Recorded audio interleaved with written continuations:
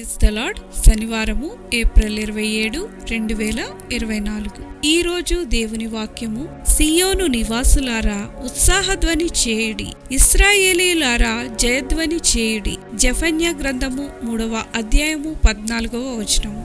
మరలా పాడడం. ఆస్ట్రేలియాకు చెందిన రిజెండ్ హనీ ఈటర్ పక్షి ఇప్పుడు గొప్ప ప్రమాదంలో ఉంది. అది తన పాటను కోల్పోతూ ఉంది. ఒకప్పుడు సమృద్ధిగా ఉన్న ఈ జాతి ఇప్పుడు కేవలం 300 పక్షులు మాత్రమే మిగిలి ఉన్నాయి. పాడడం తెలిసిన ఇతర పక్షులు మరికొన్ని మాత్రమే మిగిలి ఉండడంతో ఈ మగ పక్షులు తమ ప్రత్యేకమైన పాడే నైజమును మరచి జత పక్షులను ఆకర్షించటంలో విఫలమవుతున్నాయి.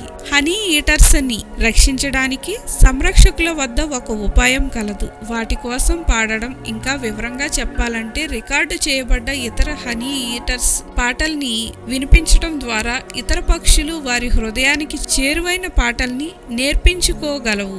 ఆ మగ పక్షులు తిరిగి రాగాన్ని అందుకోవడం ద్వారా ఆడపక్షులను ఆకర్షించి వాటి జాతిని అభివృద్ధి పరుచుకొనగలవు అన్నది వారి నిరీక్షణ. ప్రవక్త అయిన జెఫన్యా ఉపద్రవములో ఉన్న ప్రజలను ఉద్దేశించి చెప్పుచున్నాడు. వారి మధ్యనున్న దుర్మార్గత వలన దేవుని తీర్పు వారి మీద వచ్చునని ప్రకటించాడు. ఇది నెరవేరి వారు చెరపట్టబడిన తరువాత ఆ ప్రజలు కూడా వారి పాటను మరచిపోయారు. కానీ జెఫన్యా దేవుని తీర్పు అనంతరం తన ప్రజల భవిష్యత్తును ముందుగా చూచి, అనగా దేవుడు ఈ నిర్వీర్యమైన ప్రజల వద్దకు వచ్చి వారి పాపములను క్షమించి హర్షించును.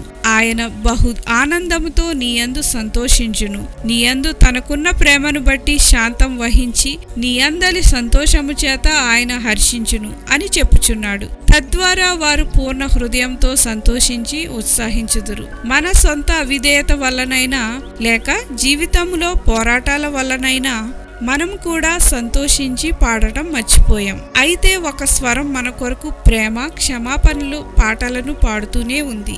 ఆయన స్వర మాధుర్యాన్ని ఆస్వాదిస్తూ ఆయనతో కలిసి పాడుదాం. ఆయన మీపై హర్షించుచూ ఉండగా మీరు ఆయనకు ఏ పాటను, కావ్యమును లేక ప్రార్థనను ఇవ్వగలరు? ప్రార్థన.